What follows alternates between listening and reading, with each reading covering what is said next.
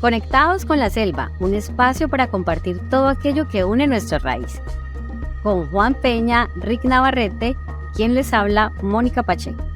Puedes conocernos mejor en nuestras redes sociales como Instagram, @onitanoamazonas.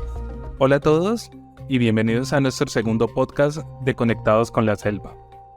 En el podcast anterior estuvimos hablando sobre ese llamado que nos hace la selva, la manigua, para conectarnos a todos, no importa en dónde estemos. También abordamos brevemente el tema de la identidad. Y para este podcast quisimos hacerlo como nuestro tema central.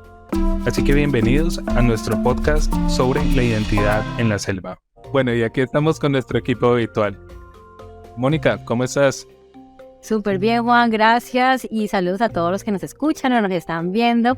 Y bueno, esto hace parte como de la dinámica que vamos a hablar hoy, un poquito reconocer cómo es la vida de esas personas en la selva y puntualmente pues de las etnias características de Puerto Nariño, de los Pocamas, Yaguas, Ticuna. Y bueno, explorar un poquito y los que hemos ido de pronto compartir estos rituales, temas de identidad que por supuesto identifica a todos estos pueblos indígenas tan ricos que tenemos en nuestro país. Excelente, Moni, así es. Rick, ¿cómo estás? Muy bien, compañeros, muchas gracias.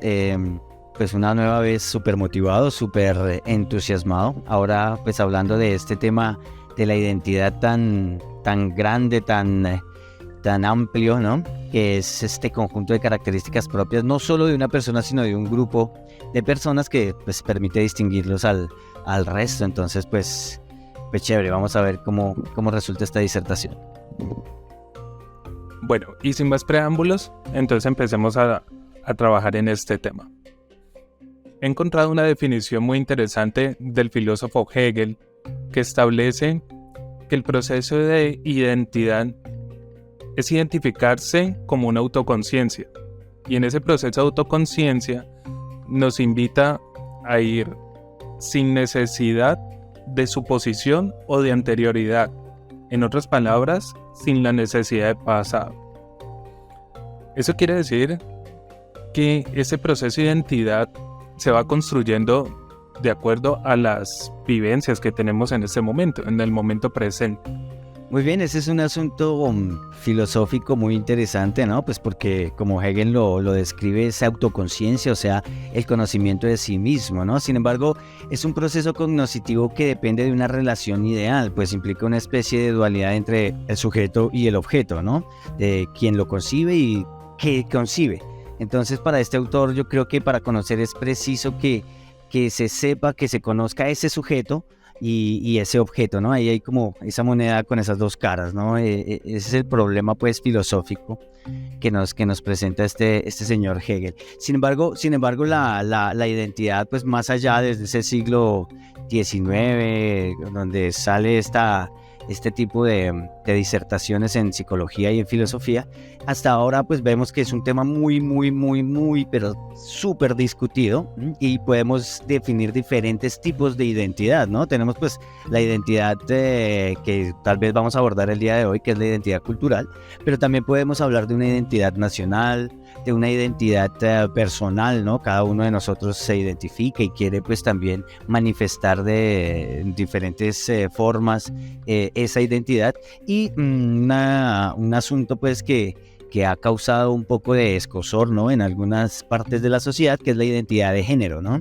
Sin embargo, pues esta identidad simplemente hace referencia a esa información o esos datos que identifican y distinguen oficialmente a una persona de otra, pues dependiendo también de dónde se viene, de lo que se cree y sobre todo pues cómo se está educado.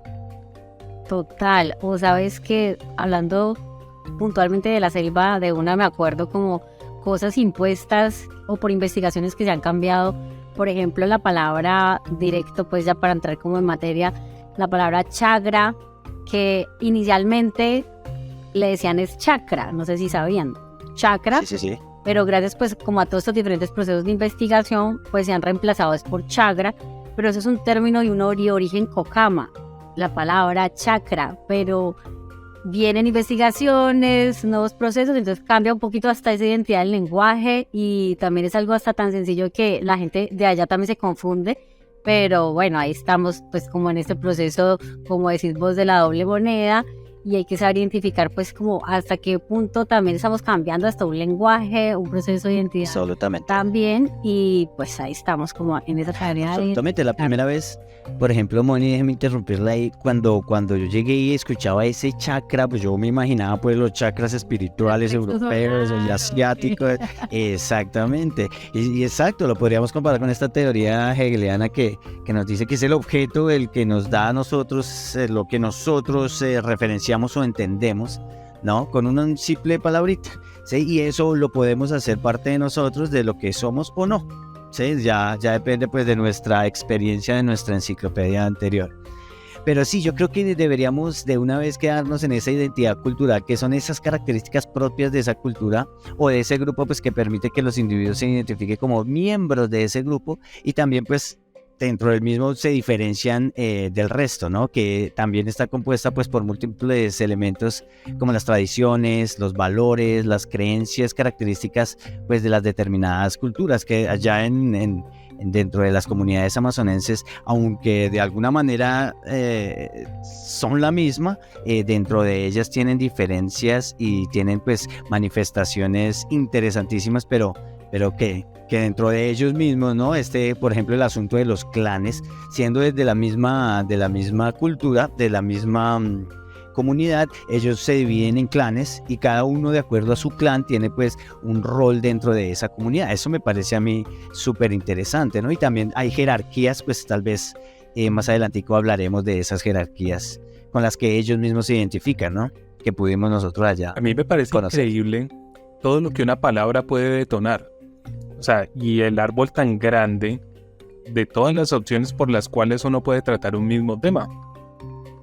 Pero sí me parece muy importante que trabajemos aquí pues el tema de la identidad cultural. Pero también desde la parte personal y digámoslo así, desde la parte filosófica, o sea, cómo nuestro ser se va transformando al ingresar a la selva. Ese es uno de los procesos que a mí más me llamó la atención, porque inclusive, aunque vuelvo y lo repito, pues no he visitado la selva amazónica, sí me he encontrado en otras selvas y veo que mi proceso de identificación como persona cambia. Entonces me gustaría también que le contemos a todos los oyentes, Mónica, ¿cómo fue ese proceso para ti de ver tu identidad? ¿Cómo era antes de la selva y cómo es cuando entras a la selva? Bueno, ese proceso tan lindo de dar como ese salto, literalmente, como dirían por ahí en religiones, salto de fe, salto de confianza, de creer en ti, en que yo vengo de la ciudad, como hablaba en el podcast anterior, de trabajar en cosas diferentísimas, de estar en una oficina como en el banco de papel, al banco de la selva, a estar la verdad con la naturaleza así como a flor de piel y conectarme con una cultura que obviamente tan diferente pues a mis raíces como Mónica Pacheco en la ciudad.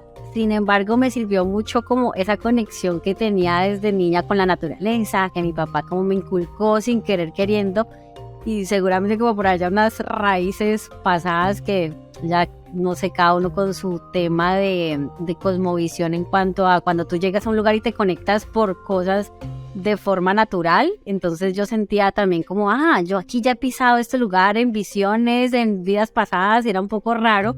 No sé si me estoy saliendo un poquito del tema, pero tengo que contarlo porque yo así me sentí como cuando llegué, y a través de conexiones con la selva, con animales, con personas que sentía que ya conocía hace mucho tiempo, hablando del Marcos, que tiene el mismo apellido mío, que lo vamos a conocer aquí, el rapero. Entonces me decía prima desde un comienzo, entonces yo me identifiqué muy raro, pero como hasta con los apellidos, y yo decía, qué bueno, qué cool, porque aquí estoy como parece mis paisanos, mis primos, mis amigos. Entonces para mí fue un proceso muy lindo y muy intuitivo, como vengo diciendo, como muy limpio dentro de mi andar en el río.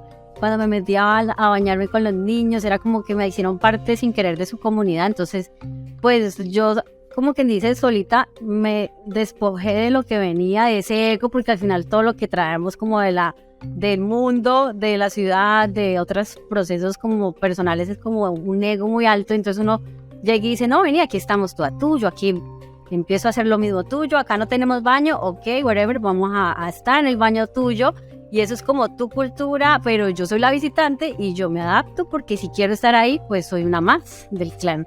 Creo que por eso fue que la iniciación al proceso como adaptación y adoptada literalmente por una familia Yagua y Ticuna, pues fue muy genuino porque lo vieron como, ok, una familia que no tenía hijos o hijas en ese momento, no tienen todavía, pero era como que, bueno, te queremos adoptar para que hagas parte como de mi familia. Y ahí fue donde una junta comunitaria, todo un clan divino de Cocamas, Yaguas y Ticunas, a través de una asamblea, de una votación como cultura, como identidad de ellos, de hacer sobre su jurisdicción indígena, aceptar a una niña afuera, como dicen ellos, una cori, que venía pues con un propósito también de armonía en planes, obviamente de iniciaciones de proyectos educativos, de proyectos pues de emprendimientos, que ustedes ya saben que son Itano, pero fue prácticamente como esa iniciación que me dieron ellos con su cultura y yo de una forma muy limpia pues lo acepté, me adapté y con todo el respeto del mundo pues estuve ahí como casi 2 años, creo que entre ir y venir, y eso te puedo contar como experiencia pues. Bueno, Rick, para ti, ¿cómo fue este proceso de transformación de identidad? O sea, de lo que eras antes, mientras estabas en la ciudad, y luego cuando llegas a la selva. Sí, yo creo que la palabra pertinente es transformación, o más bien de pronto transmutación, porque si uno sale de la selva siendo otro, yo creo que todo empezó fue pues con mi carrera. Yo al principio pues era simplemente un adolescente pues, regular, digámoslo, dentro de la noción de adolescencia, pero al tener la conciencia, digamos, al estudiar psicología y al estudiar pedagogía, me di cuenta pues que es la educación, es eso que usted aprende, lo que le cambia a usted su comportamiento y por ende le va a cambiar a usted la forma como usted concibe el mundo y como usted se concibe a sí mismo. Entonces esa transmutación, ese cambio pues sucedió más en mí fue cuando estuve allí en la selva viendo cosas pues que de las cuales no estaba acostumbrados, como hablábamos en el primer podcast, ¿no? Que fue digamos un abrir de ojos así inmensos. Y si trasladamos esa concepción filosófica pues al referente sociocultural latinoamericano o más al amazonense, pues se puede sostener algo pues súper interesante, ¿no? Que un sujeto que pertenece o que es perteneciente a un espacio geográfico en el proceso de migración o en el proceso de visita a esas otras culturas y su posterior instauración en ese nuevo medio, se reconoce a partir de ese espacio, ¿sí? Teniendo obviamente su espacio de origen pues como referente, ¿no? No obstante, el centralismo político, económico, cultural, o sea, factores externos al conocimiento de sí mismo, pues lo modifican, ¿no? Siempre eso está en constante, digamos, influencia, ¿no? El sujeto deviene en un individuo que transmigra su yo en otro, en un ser constante, o más bien en un ser con una búsqueda constante de sí mismo, de acuerdo obviamente al nuevo espacio que las circunstancias le ofrecen. Entonces, absolutamente el yo estar allá inmiscuido en una casa que no era casa, en una ciudad que no es ciudad, en una familia que no lo era, sin embargo, tenían esas mismas palabras pero con una concepción diferente. Entonces ese era un problema ahí que se derivaba a nivel cultural y obviamente pues a nivel personal, como ya lo decíamos, no solo fue mi identidad personal sino mi identidad cultural la que cambió, ya que yo buscaba identificarme a mí mismo en una cultura distinta a la mía, en un entorno antagónico para reconocer ese yo, ¿no? Hablando pues en palabras filosóficas. Evidentemente esta postura de identidad pertenece a las esferas de lo individual, lo particular, y es esa persona, ese individuo, o en este caso yo, el que decidí o no cambiar y el permitir que ese otro contexto pues me mutara y cambiara pues desde una visión objetiva mi concepción propia, ¿no? Mi concepción propia. Para mí ese proceso fue también en un proceso de autodescubrimiento y autorreconocimiento de lo que era yo. Yo pues siempre he sido una persona citadina, a pesar de haber nacido pues en un pueblo que es al lado de la montaña. Siempre me vi como muy ajeno a todo lo que era la selva. Siempre me vi como muy alejado de toda esa cultura, de toda esa realidad que tenía la selva. Pero estando en ese proceso de autodescubrimiento, empiezo yo a ir como espacios, a retiros, a caminatas, senderismo y todo esto, y empiezo a encontrar como esa conexión y empiezo a notar que esa conexión empieza a transformarme en algo. Empieza a transformar algo en mí, sobre todo para mí una palabra fundamental es el respeto. Pienso que el respeto no es solamente cómo yo respeto a los demás, sino cómo respeto mi entorno, y al respetar a mi entorno me respeto a mí mismo. Y desde ahí yo sentí que algo empieza a transmutar y empieza a conectarse de una forma más profunda. Por eso para mí el tema de identidad tiene unas connotaciones más como metafísicas. En la filosofía hay autores que también lo tratan desde la metafísica, pero yo siento que llega un momento en el que hay un cambio muy importante en la dinámica de yo con qué me identifico. Y empiezo yo a evaluar mi fisionomía y empiezo a ver que las culturas indígenas tienen una fisionomía y tienen también todas unas condiciones genéticas con las que yo me identifico mucho y las cuales agradezco mucho. Entonces desde ahí empezó, inclusive en temas de ilustración, empiezan a cambiar las facciones que yo dibujaba. Entonces empiezo a reconocer, por ejemplo, los pómulos, empezar a ver los ojos oscuros como mucho más atractivos, más penetrantes. Empiezo a reconocer también como la estructura ósea. Empiezo a reconocer otros temas como el cabello, todo esto, y empiezo a notar en mí un agradecimiento total al encontrar esas cosas de personas en el Amazonas, y que de alguna forma han llegado por mi cadena genética hasta lo que soy yo. Entonces desde ahí me sentí muy identificado con todo con todo este mundo de la selva y con esas culturas indígenas. Bueno, y para ahondar un poquito más en este tema, me gustaría saber cómo se concibe la identidad para los indígenas que se encuentran allá en el 20 de julio. Y es tan bello como empezar a reconocer, no sé si les pasó, por ejemplo, a Rick, que estuvo también tanto tiempo por allá, cuando tú visitas comunidades que también varía tanto su identidad, por ejemplo, el ticuna, que es el más como que le gusta el trabajo en equipo, las famosas mingas, que ya sabemos que es todas estas juntas comunitarias para hacer algo en pro de la comunidad o ayudar algo para la casa de alguien, vamos a ir a sembrar. Entonces, por ejemplo, uno empieza a filtrar y a identificar toda esa identidad cultural por etnia. El ticuna es más sedentario, pero le gusta también cultivar el trabajo común. El pocama, pues, como el más conocedor del río, ellos son como mejores pescadores, los que navegan, los que les gusta el agua y todos, pues, los ciclos que tiene el agua. Esos son expertos pescadores. Los yaguas, por ejemplo, también nuestros hermanos yaguas, estamos hablando que estos hombres son como los grandes recolectores de la tierra. Dicen que ellos son como los conocedores de la etnobotánica. Y pues son como los nómadas del trapecio amazónico. Dicen que no más de 30 años sí están en asentamientos indígenas, los yaguas.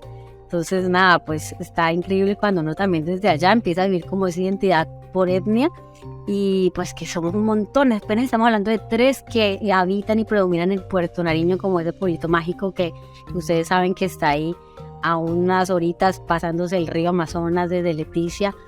Pero tenemos muchísimas comunidades indígenas más, pero pues estas son las que más predominan y las que pues de pronto aquí en nuestro podcast y desde Unitano pues podemos hablar un poquito con más propiedad, porque son las que hemos vivido un poquito más cerca y pues muy grato, ¿no? Como todos estos procesos culturales y de vivencias que hemos tenido. Me acuerdo que una vez me encontré con Rick, estábamos caminando por ahí, los dos así súper lindos, negritos, porque nos hicimos un ritual contando un poquito porque a vos te quedó divino ese color, porque con esa barba que tenías pelirroja.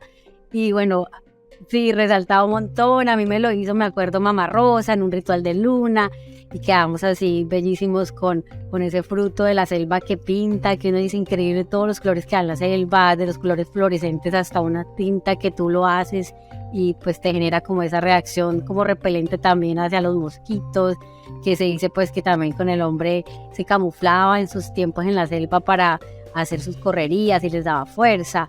Y bueno, no todos estos procesos tan lindos que uno vive de la identidad cultural. Sí, ¿no? Y sumado a eso también al primer punto pues que notabas ahí, Moni, cuando no solo veíamos las diferencias dentro de los diferentes clanes, sino también cuando venían los visitantes, ¿no? Cuando veíamos indígenas aymara, indígenas putumayenses, indígenas del mismo Perú, que pareciese que hablan del mismo idioma y tienen las mismas costumbres, pero se difieren, ¿no? Difieren entre ellos, más bien, se distinguen y cambian, ¿no? Entonces sí, eso es muy notable. Las personalidades son diferentes, de alguna manera las ideas y los ideales también cambian y es notable, ¿no? Estando allí uno ya lo nota, estando de manera exterior o estando por fuera, pues, para ti todos son lo mismo, ¿no? Son todos indígenas.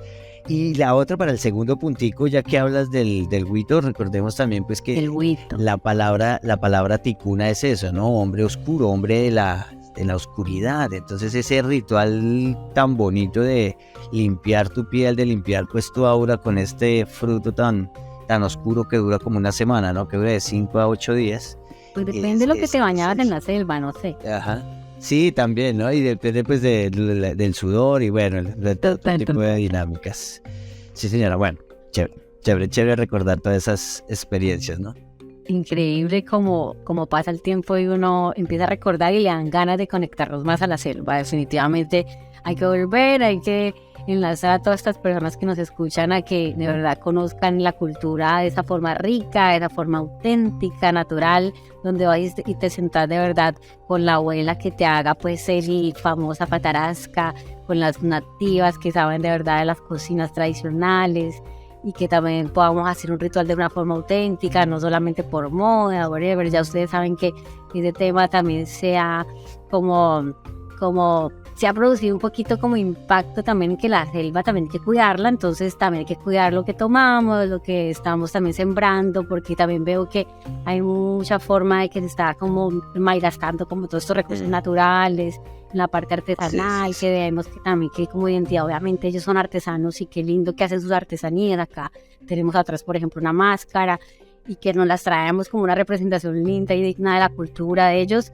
pero que también ellos como identidad empiezan a decir, bueno, y entonces nosotros hemos vuelto pues a sembrar más de estos árboles que nos da estas bellas, pues que nos dan la forma para hacer estas tallas de madera. Entonces también como comunidades es también un llamado a que ellos sigan intactos con su identidad y que sigan como conociendo como esos procesos, porque de forma natural uno sabe que a veces hace las cosas de forma de rutina, pero gracias al impacto también de turismo y todo, como que veo que se están desligando sus tareas originarias y pues es fuerte pensar de que de un momento a otro luego no van a tener esas como herramientas que son autóctonas y que sin querer el consumismo y el turismo que se está plagando un poquito de una forma negativa, pues no contribuye a eso. Entonces creo que esas son prácticas que hay que tener como un frente así como muy pendiente para fortalecer y ojalá pues que la gente que se conecte a la selva tenga como conciencia y plena conciencia de que es una identidad de ellos y para ellos, y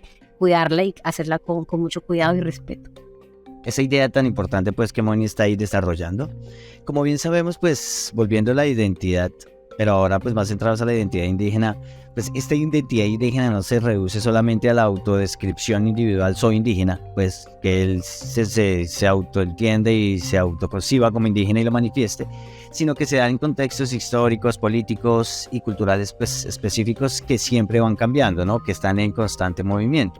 Un elemento fundamental en esta ecuación es la pertenencia a esa comunidad indígena, como ya lo decíamos, con sus diferencias, que ha sido tradicionalmente el hábitus, ¿no? El espacio social pues de estos pueblos indígenas aquí en el continente suramericano. Y pues si queremos hablar pues de la región amazonense como tal o desde las comunidades amazonenses, pues tenemos muchas organizaciones allá y pues, de alguna manera también después de estar evidenciando estas prácticas, pues vemos que se está perdiendo esa identidad cultural, ¿no? Moni ahí nos decía algunas manifestaciones, algunas características pues que se pueden nombrar.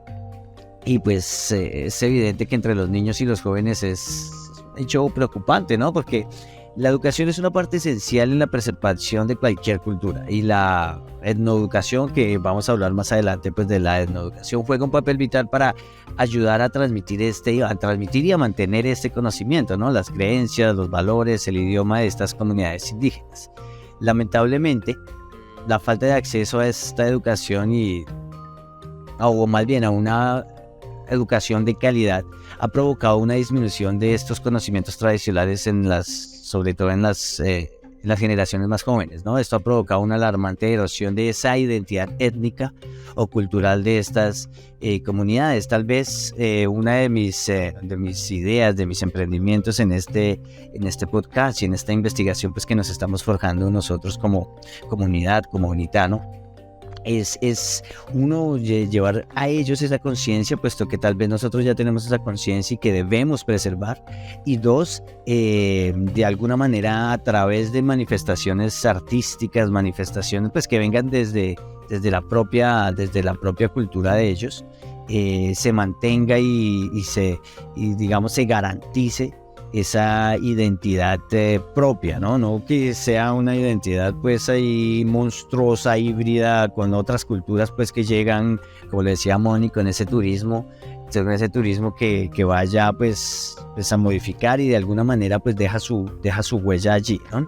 Yo creo que es muy importante no solo hablar de esta identidad, sino saber que podemos hacer algo para mantenerla, y podemos hacer algo para que ellos también tengan esa conciencia y quieran de alguna manera promoverla entre sí, pues para construirla y de alguna manera no solo construirla, sino transformarla, ¿no? Bueno, y para ir cerrando, quisiera que nos dieran su apreciación sobre cómo se va transformando esa identidad cuando esas comunidades indígenas empiezan a absorber rasgos culturales de las personas que van a visitarla. Está bueno también recordar un poquito cuando llegué yo como primer impacto, pues de pronto en comunidades indígenas, ahí en Puerto Nariño. Uno a veces piensa o se va con la idea linda de que de pronto vamos a encontrar un poquito más propia esa identidad cultural. Obviamente ellos ya andan en Crocs, están con su peinado de última moda. Me acuerdo que estaba súper de moda Cristiano Ronaldo y cosas así con su pelo. Entonces todos eran como que más mirando para afuera que hacia adentro, hacia sus ancestros. Entonces era más interesante el mundo exterior, lo que pasaba en un televisor, que a veces ni sabían bien de dónde provenía esa información. Lógicamente es triste también que prefieren a veces tener un televisor o un equipo de sonido a full volumen y no encontrarse de pronto en sus chagras, en sus ningas, en una maloca vacía. Y suena fuerte y de pronto los que estén escuchando esto puede ser un poco sorpresa, pero ya ustedes saben que así como en las grandes comunidades en el mundo, muchos están arraigados a su cultura y la conservan, como quien dice, a capa y espada, pero hay muchos que antes les está interesando más el vivir afuera, el mirar qué pasa, como decía Rick en el podcast anterior, y nosotros queriendo ir a ser como ellos y ellos queriendo ser como nosotros. Entonces hay niños que hasta les da pena. Recuerdo como que, ¿de dónde, qué etnia eres tú? No, yo nací en Leticia, y pues era mentira. Las mamás decían, no, él es un Cocama, él es un Yagua, pero los niños ya tienen un poco de pena el pensar de que el ser un nativo directamente de esa etnia pues no estaba como tan chévere para ellos. Entonces eso es como una realidad y pues algo que realmente está interesantísimo, y eso es uno de los motivos que creo que estamos acá todos conectados a la selva, para que sepamos en qué cada uno es bueno, qué oficio estamos buenos y cómo más bien nos unimos, interactuamos esos procesos culturales pues para crecer como comunidad y pues como proceso de conciencia que somos planetaria, porque si nos vamos todos hacia el tema occidental, pues creo que la raíz ahí se va a deteriorar un montón.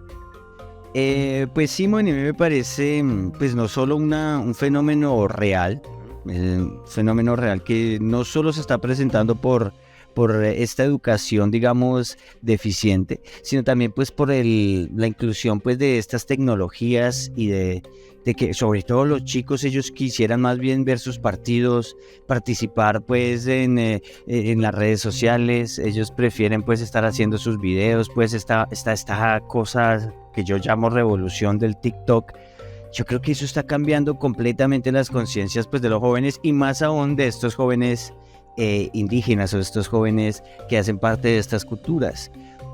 Creo que nosotros como pensadores en este fenómeno, creo que tenemos la responsabilidad, ¿no? Ya lo decía, de no solo reconocer, sino de fomentar en ellos esa conciencia, ¿no? Esa, diría mi mamá, ese gusanito allí de la intriga del por qué mantener lo que verdaderamente somos, ¿no? Nuestro origen, y no esa sociedad pues occidental que nos impone gracias a la luz de las pantallas y que nos obnubila, ¿no? Yo me acuerdo, Moni, y también pues el pensamiento ticuna me hizo pues reflexionar en esto, que la luz es la que más nos distrae, ¿no? También Platón habló en sus diálogos alguna vez de estas luces que lo que hace es distraernos. Y ¿se acuerda, Mónica, las noches allá en esa selva? Se apaga todo eso y el cielo se enciende y se ven hasta las nebulosas clarísimas. Eso nunca pasa en una ciudad como Cali, como Bogotá. No se puede, así estén apagadas las luces, no se ve el cielo, y eso fue algo divino, hermoso que yo pude notar allá en la selva, ¿no? Y también pues debemos hablar de ese laboratorio y de esa maloca bonitano que se creó, que también fue con alguna idea astronómica, ¿no? Astronómica y por qué no astrológica, pues para ver estas manifestaciones. Bueno, yo creo que ya me extendí ahí mucho. Sin embargo, me gustaría también de no solo hablar de esta identidad como un fenómeno que está cambiando, que se está moviendo y que estamos viendo estas características negativas, sino también esta identidad como fenómeno de interculturalidad, ¿no? Pues porque vemos que esa relación de esas culturas, de esas diferencias, pues que están en un diálogo, ¿no? Y en un diálogo que no es impuesto, es un diálogo que no es de imposición, sino es una relación de intercambio, es simbiótico. Y me parece que eso es muy importante y nosotros debemos hacer uso de eso y debemos pues de alguna manera abogar para que estos muchachos lo vean y pues hagan uso de ellos, ¿no? Nosotros como jóvenes profesionales debemos estar ahí al tanto de eso, pues gracias a Bonitano y esta organización podemos de alguna manera empezar a pensar en hacerlo, ¿no? En implementarlo allá. Y esa precisamente es una de las búsquedas que como artista también he querido emprender, y es cómo a través del arte recuperar parte de eso que se está perdiendo, hacer como una especie de salvaguarda de su cultura, de su lenguaje, de muchas de sus historias que las nuevas generaciones no están queriendo reproducir, que prefieren ver más hacia afuera que guardar todo ese conocimiento que se ha ido perdiendo. Y recordemos también que es un proceso que no se produce a través de la escritura, sino que se produce a través del lenguaje hablado, y eso es parte de su identidad también. Entonces, por eso queremos invitarlos al próximo podcast, en donde vamos a estar hablando del origen de la luz, y que es un proyecto muy bonito que hemos venido creando y hemos venido desarrollando desde hace un tiempo. Y bueno, queremos compartirlos aquí con ustedes. Bueno, y ya para ir cerrando, Mónica, ¿algunos comentarios finales? Sí, aquí no hablamos de la falsa luz, hablamos no del banco, sino del banco de imágenes, pero de la excepción del banco que tenemos de verdad en esa selva de colores, de tanta inmensidad cultural, que queremos rescatar a través de este proyecto que vamos a hablar todos, y empezaremos, como dice Juan, el próximo capítulo, en el próximo podcast, hablar de todo este proceso lindo de creatividad que envuelve como todo un proceso, no solamente como cultura, sino que los niños empecemos a hablar de las nuevas generaciones, que se encanten, que se identifiquen con ellos, con esos personajes, con los elementos de la tierra, de esos sellos que tenemos que ya están ahí como tótems, y que solamente es reconocernos, porque ya están, solamente es vernos un poquito el reflejo como en ese río Amazonas que ya está para todos, y encontrarnos en ese río para navegar en la cultura tan rica que tenemos en nuestro país y que pues es para el mundo literalmente. Y feliz de compartir como desde nuestro Amazonas, como corazón de la tierra literalmente, como toda esta cultura tan sabia que tenemos, y que el origen de la luz pues creo y siento que es algo como muy clave para esta identidad cultural que empezamos a forjar como proyecto. Sí, valga la salvedad de la luz original, de la luz verdadera, ¿no? No de esa luz, digamos, virtual, digital, pues que la misma tecnología de la que ya hablaba nos ha enseñado y pues nos ha sorprendido, porque a quien no le gusta pues tener esas pantallas y participar de esas dinámicas en las pantallitas. De la luz de verdad, de esa luz que yo fui a conocer allá y de esa luz pues que ahora quiero transmitir y que me encantaría que todos conocieran. Bueno, entonces, por ahora, hasta la próxima.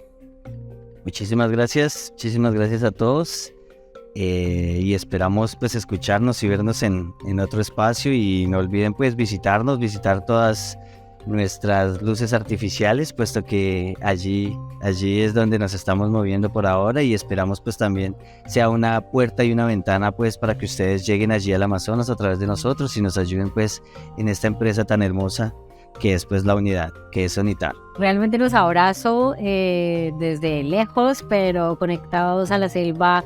Es esta fuente que nos lleva como a conectarnos realmente a lo que somos, a nuestras raíces, y una vez más feliz por compartir con ustedes, y los esperamos en el próximo capítulo del podcast. Moeiki, compañeros.